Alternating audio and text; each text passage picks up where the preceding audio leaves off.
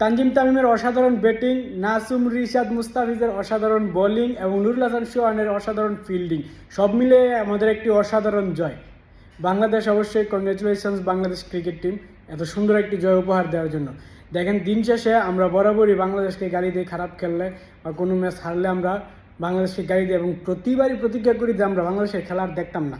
দিন শেষে দেখেন খেলা যখন স্টার্ট হয় কোন দলে কোন দেশের লোক আমরা খেলা চলতেছে, কেডায় ব্যাটিং পাইছে কেডা বোলিং পাইছে সব কিছু আমরা দেখি এবং কাজের ফাই আমরা যারা প্রবাসী আছি কাজের ফাই একটু অবসর পাইলে আমরা বাংলাদেশের স্কুলটা দেখি এবং খেলা দেওয়ার যদি ওইরকম একটা স্পেস পাই সুযোগ পাই আমরা বাংলাদেশের খেলা দেখবার লাগে বইয়ে পড়ি।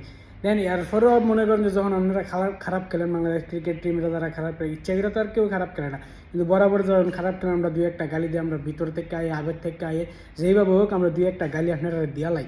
কিন্তু এটা নিয়ে মন খারাপ করার কিচ্ছু নেই। আপনারা প্রতিবারই আপনারা যারা বাংলাদেশ ক্রিকেট টিমের যারা সদস্য আছেন যারা খেলোয়াড় আছেন তারা আপনারা এটা রিকভারি করার চেষ্টা করবেন যে আপনারা কোন জায়গাটার মধ্যে আপনারা ঘাটতি আছে, কোন জায়গাটা ভালো করার ইমপ্রুভ করার আপনারা দরকার সেই জায়গাটা ইমপ্রুভ করার চেষ্টা করবেন।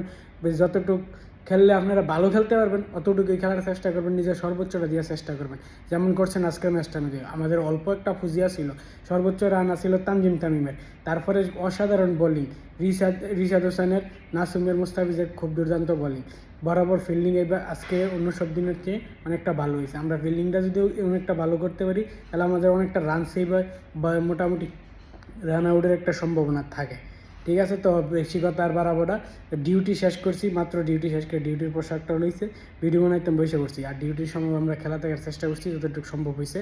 আমাদের কাজ না থাকলে আমরা যতটা প্রবাসী আছে তারা সব সময় কাজ না থাকলে তারা খেলা দেখার চেষ্টা করে।